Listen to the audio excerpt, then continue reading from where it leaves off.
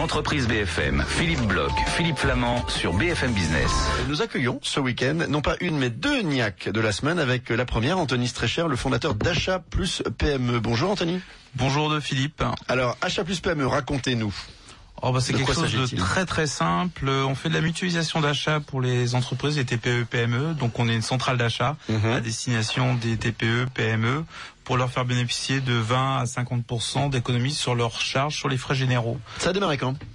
Ça a démarré il y a 1 an et demi. Si vous vous souvenez, vous êtes même venu faire un petit reportage TV sur nous, sur Valeur ajoutée. Sur Valeur Ajoutée. Bien sûr. Donc on avait 5 mois d'existence. On était déjà précurseurs. C'est notre métier, repérer les pépites. On était à l'époque 2, sans adhérents, déjà qu'on mutualisait, qui avaient des gains. Aujourd'hui, on est 9. 9 salariés. 9 salariés, on a plus de 600 entreprises adhérentes aujourd'hui. 600 entreprises. Alors comment ça marche ? C'est ouvert à tout le monde ? Est-ce que par exemple mon ami Nicolas, est-ce que ça vous tente ? Ça pourrait être intéressant effectivement, oui. Alors allez, faites-moi le pitch, Vous voulez vendre à Nicolas, faites-moi le pitch. Aujourd'hui, on apporte aux entreprises entre 20 et 50% de gains sur leurs frais de fonctionnement. Ça représente quoi ? C'est une entreprise de 1 à 5 salariés en moyenne, ça lui apporte entre 5 et 10 000 euros d'économie tous les ans. Mais sur quoi les frais de fonctionnement ? Ça porte sur quoi, exemple ? Fonctionnement, papeterie, téléphonie, location de véhicules, photocopieurs, intérim, mutuelle, chèque repas, tout vraiment l'imprimerie, même la radio pour être intéressé pour vos propres frais de fonctionnement aujourd'hui, pour votre téléphonie, votre papeterie, vraiment les frais de fonctionnement. Vous veniez d'où, vous, Anthony Strecher, avant de créer Achat Plus PME ?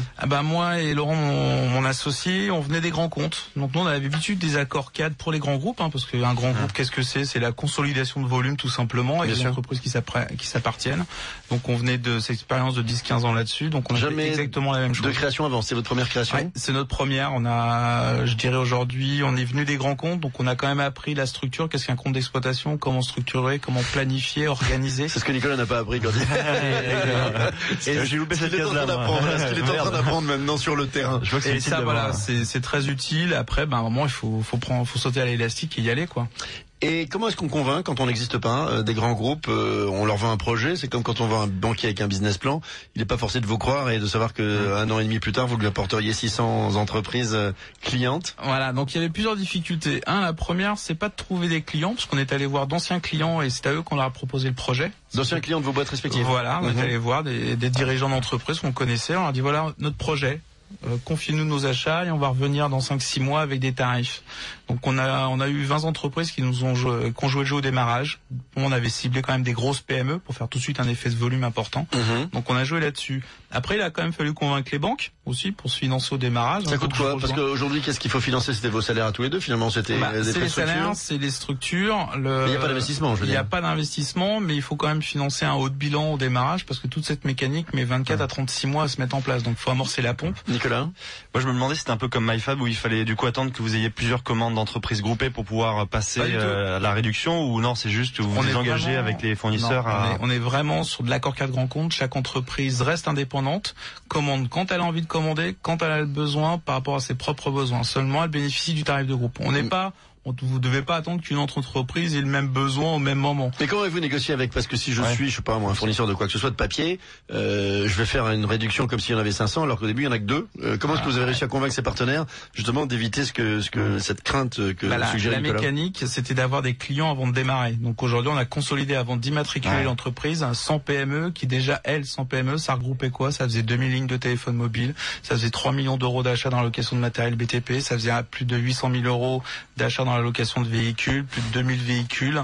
Donc en regroupant ces volumes au démarrage, là c'était un appel d'offres et là c'est devenu un peu plus rock'n'roll avec les fournisseurs en disant faites-nous des tarifs de groupe, parce que tous les fournisseurs n'ont pas joué. On a eu des réponses de fournisseurs parce que la mécanique ils la comprennent assez simple. C'est comme dans les grands comptes, c'est vraiment un jeu de volume. Donc là on met un prix par rapport à un volume, ils ont leur rentabilité, ils perdent pas du tout d'argent là-dessus. Seulement c'est une segmentation de marché qu'on met en place. Et certains fournisseurs nous ont dit nous on veut que vous disparaissiez, je veux pas que vous existiez.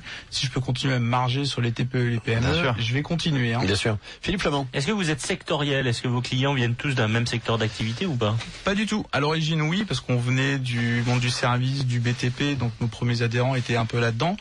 Aujourd'hui, nos adhérents, c'est des entreprises de 1 à 2800 salariés. Ça va de l'auto-entrepreneur en passant par le détective privé, du restaurateur, du cabinet expert comptable, des journalistes indépendants, des ETI, des SS2I. Donc on est plutôt révélateur du marché de l'entreprise actuelle. Donc aujourd'hui, on n'a pas de champ d'action ou de priorité entre une entreprise ou une autre. Et vos clients obtiennent le même tarif quelle que soit leur taille. Vous parlez d'un auto-entrepreneur ou d'une PME qui a plusieurs milliers de salariés, elle aura les mêmes tarifs. Voilà, tout le monde a les mêmes tarifs, donc le gain n'est pas le même. C'est qu'aujourd'hui, une entreprise qui a 2 téléphones, elle a un gain de 50%. Une entreprise qu'on a 300, 400, elle va avoir un gain que de 25%. Par contre, c'est l'échelle, c'est 25% fois 300. Le montant financier est beaucoup plus important. Bien, écoutez, merci beaucoup. Apparemment, il est convaincu, Nicolas. J'ai besoin d'une imprimante, d'une voiture et on va aller après. On va vous laisser en contact, Nicolas Rohr et Anthony Streicher. Merci. En tout cas, le site s'appelle achat-pme.com. Merci.